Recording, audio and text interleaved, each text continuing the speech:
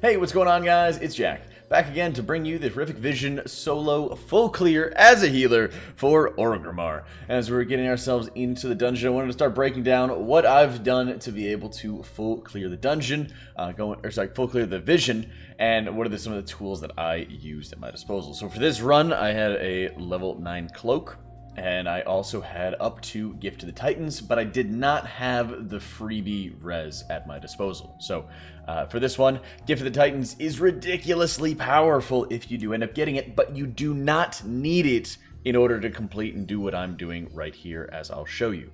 When I'm looking to pick any of the gear options at my disposal, Twilight Devastation is amazing for this. Echoing Void's actually pretty decent as well, but you'll really want to be looking for trinkets like the one from Mout, the Obsidian Claw that you can get, even the Aquapotent Nautilus that you could go get from Lady Ashfane in Eternal Palace is also quite powerful for the AoE damage that it can do, and it really helps with a lot of these early big pulls that you just saw, getting us started in the first valley. Once you move on into the drag, you gotta watch out for these Mind Carvers, as it's based off of their energy. They gain about 10 to 12, for example, every second or every half second or so. So they do actually accumulate energy reasonably quickly, but if you're able to get some damage into them without too much hassle, you'll be able to take them down. And as you're seeing, that Elite Extermination trait that I get, again, it probably will be nearly required to be able to complete this run, or be very close to it unless you have some epic damage as a healer. But you really want to be able to try to game that whenever possible. Next pack up in the drag, that Dominator will cast a stun on you. First thing it casts is a Void Bolt, and then it'll have Touch of the Abyss. So your primary target in that pack is kill that Dominator as quickly as you can. And again, same story with that Mind Carver. You really need to watch their energy, because if you keep them alive for too long, you're going to get feared, and then that can lead to a whole heap of problems. One of the biggest things whenever you're doing these Horrific Vision runs is that getting crowd controlled is worse than standing in bad, right? If you're able to pump out a little bit of extra DPS to be able to kill a mob more rapidly, even if you stand in a bit of a void zone, take a bit of insanity damage, that's generally okay. Because if you get stunned, it's very easy to get chain stunned over and over and over again, and that can cause some very large issues. So once I clear out this zone, again, it's just kind of a hassle, because you have to be able to kill those mobs, and you have to get Garona to walk into position for them in order to end up breaking them out. One big thing to keep in mind is make sure you have good bind on your cloak, as it's very easy if you're fighting on top of the doorways to spawn one of the eyes, and then as you're trying to break through any of the barriers and barricades, the eye will just prevent you from doing that. So either make sure you're not fighting on any of the doorways where the barricades that you need to click on, or make sure you have your cloak off cooldown that you can utilize. As you get into the Inquisitor, basically just two big mechanics. You're going to have the Void Torrent that he'll be casting that you have to run around and dodge, and then it'll be followed up by a shield. So what I like to do on this one is actually to let him cast his Void Torrent. If you burst him too heavily off the pull, he will just immediately put his Cries of the Void, his shield up. So allow him to have his Void Torrent going, and then you'll get guaranteed back-to-back shields, and then you just pound all of your damage into that window. So you start early. For example, I started with one Crucible Charge, and then I had another one ready to follow up soon after. And again, be watching your sanity bar, because if you do not end up having the Gift to the Titans, your sanity will not be nearly as healthy as my own. But like I said, you can still do this run without Gift to the Titans. It just makes it substantially easier. One of the biggest things is trying to min-max the Elite Extermination, and this is an overly aggressive pull, I would say, for the run that I'm doing. There's a lot of the knockbacks in conjunction with the split personality. You're going to be having some of the headbutts coming out of those larger scarabs. As you're seeing, it's actually working to my favor to push me out of this zone, but you really don't have to go as quickly or as aggressively as I went through this. In fact, I think it's actually a bit too risky as well. If you're ever unsure, make sure you're watching for the sides of your screen, because you can get that lovely combo right there, getting a headbutt into a split personality and then just knocking you back completely.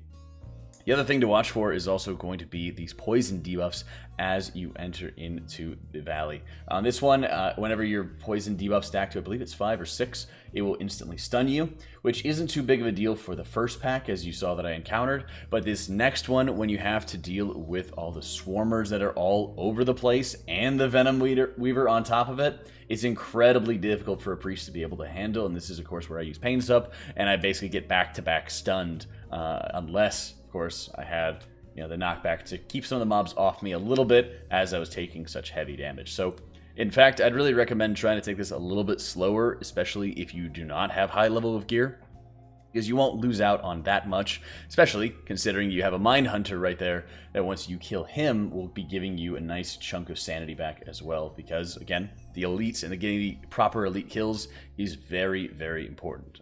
All right.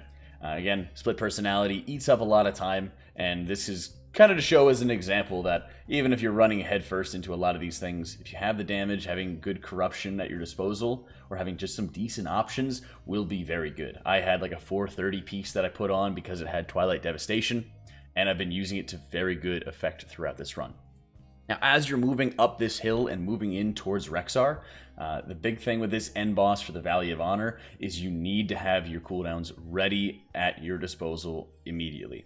So for this, I'm going to start out with just kind of blowing all of my cooldowns possible. I start with the Mindbender, and of course I get my Twilight Devastation proc, and I have the Mouse Trinket rolling, and then I start using my Crucible Charge as a finisher. I take a ton of insanity loss onto this one, but because I have so much damage, I'm able to run it over.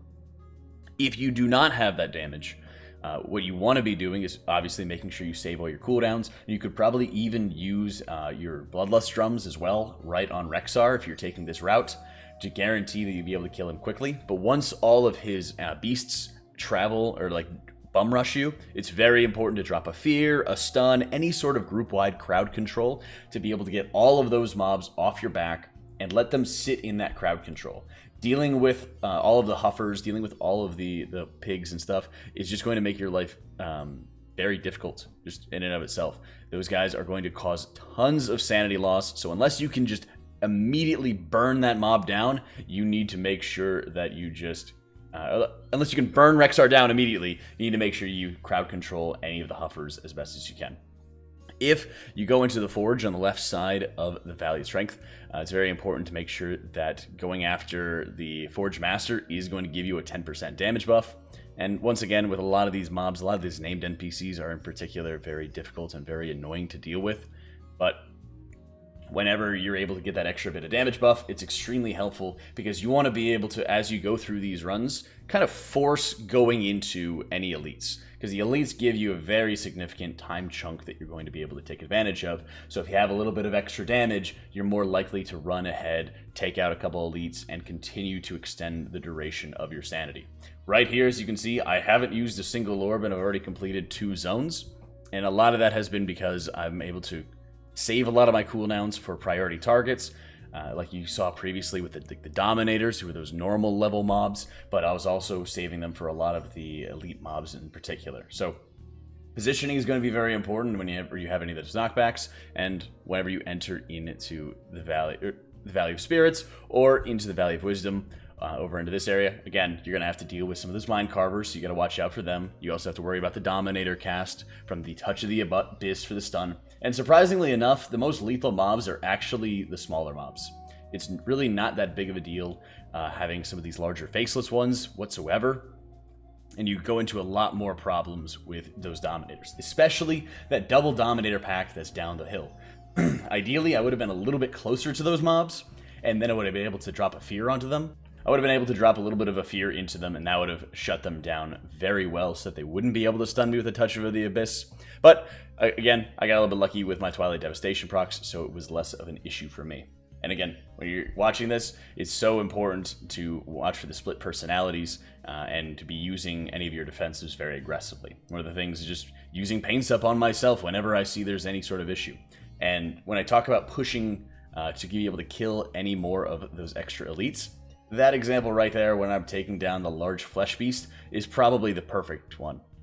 I make sure that I save my Mount Trinket, I make sure that I have Crucible Charges at the ready if I do need them, and then I'm able to just dump as much damage as possible into them at any one point in time. Keep in mind with the burrowing appendages that if you're standing near them, they are not going to burrow at all. So staying in melee range so that they can actually swing at you can be a bit of an advantage from time to time. But when you have split personality going at the same moment, it's very important that you're cautious. Right here, you're able to see I have about 15 to 20 seconds left at my disposal in order to continue progressing through this, but there's always the risk versus reward to this. It's always important to look at many of the situations where you'll probably end up overcapping a little bit just because of how the Elite Extermination works, because many of these fights are going to take a lot of extra time in order to kill, depending on what kind of gear, what kind of resources you have at your disposal. It also gives me a bit of opportunity to save some of my cooldowns, like my Crucible charges, so that way I'm more easily able to dump on the boss very quickly. You saw it went down with very, very little issue at all, but it's also because I'm able to start saving cooldowns and start preparing those cooldowns. The Vezok, the final boss in this zone, is actually much easier than I would have anticipated it being. You do have to have you have a bit of a challenge with the split personality conflicting with it, but in general, it's just about timing. In the biggest possible way, it's just going to be about timing and making sure you're able to watch out for any of those orbs. Ideally, I would have encountered him maybe on the road and given myself much more distance between the two of us, but that's, again, the power whenever you're going as a healer just by yourself, knowing that if you save cooldowns, if you save charges of Crucible, if you have a DPS trinket that you can toss on, you save them for those specific boss fights, and you'll have a substantially easier time burning through this. Unlike the DPS, who are going to have to kite, who are going to have to move around a little bit more, and have a much more challenging time. Also, another thing that's very important is to remember where any of the totems or when any of the catapults are going to be at. That way you're going to be able to quickly get out of a zone. When you're fighting any of the end bosses, like the one you just saw, it's important to start moving yourself into position to leave that zone as rapidly as you can. And as I mentioned, for those of you who do not have Gift of the Titans, you're going to be even more sanity starved than you see from this run. So it's very important to make sure as you're going through it that you're trying to position yourself so that you can quickly leave a zone. That way you're not going to be suffering the additional sanity drain that will quickly add up. Because many of the situations when I'm wanting to get to the right spot, get to that specific position so that I can kill one of the elites and stay in there a little while longer without having to use an orb, a lot of times it really ends up coming down to a little bit of extra sanity, 5 or 10 seconds here or there, that makes a difference. Most of the runs that I've failed across my characters, I had maybe 4 or 5 seconds of, if I had 5 or more seconds of sanity remaining, I would have been okay, and you're able to see the weak aura I'm using to track that timer as well. Some of the mobs in the Valley of Spirits can also be kind of a pain. Keep in mind that any of those Void Elementals will be putting a debuff on you that increases the shadow damage that you take, which is a little significant for those crazed Tormentors who do pulse any of that mental assault shadow damage, but it's actually more important to think about a non-vision mechanic that comes into play. It's your corruption effects. If you're wearing enough corruption for the thing from beyond, that is shadow damage, and it's going to hit you 2 or even 3 times as hard and potentially scuff your run. So it's very important to make sure that you're dispelling that debuff as quickly as you possibly can, just to make sure that in case you don't have your Cloak Cleanse at your disposal, you're more easily able to take those mobs down. Keep in mind with any of those Berserkers, that those Berserkers will end up healing you off of the melee strikes. So if you notice that they're already healing themselves, and while they're a low priority to target, while the Tormentors are much more deadly, much more annoying to deal with, it's important to give yourself a bit of distance, especially if, for example, you're more of a caster, you're Disc Priest, a Holy Priest, a Resto Shaman. Give yourself some distance from those mobs, so that way they're not going to be able to continuously be healing off of you. The boss in the Valley of Spirits is going to be casting that Hopelessness, which will silence you and then spawn an orb. With that orb, you're going to be able to end that silence effect and get yourself able to DPS the boss again. And then you're also going to have to deal with some of the waves that will stun you if you're hit by them. If you see any of the fences around Orgrimmar, they're kind of like 2 spikes, and in the middle you'll have like the torches. If you stand on those lines, it's almost like a little cord bit on the fence. You can actually force the Hopelessness cast in like directly on top of your character. So that way you get yourself into a corner, you get yourself into an area where there's no path available, and the Hopelessness spawns directly on top of you, making your life that much easier. So now that you've gone through the entire zone, you're able to do an extra sweep depending on if you have extra sanity left remaining. As you're seeing, I have 2 orbs at my disposal right now. So I end up popping open one of the mailboxes and then taking on the Honor Guard here. Once again, there's the Break Spirit, there's the Frontal you need to watch out for from both of the mobs, followed up by the Fear that they do. This has a very long range as well, so don't expect to be able to run away from it. One of the easiest ways to kind of scuff your run is going to be with this final boss. Because Thrall adopts all of the other mechanics from those mobs, it's very easy to start to forget about them or not be as focused and start losing out to them. So once you get the Void Boars on you, make sure you quickly get damage onto them and quickly try to fear them. You will be dealing with that hopelessness that we just saw from the boss in the Valley of Spirits, as well as Thrall's frontal and the Cries of the Void that we saw from the Inquisitor. So at this point, you want to make sure that you're able to start delaying a little bit of your damage to be able to deal with that shield.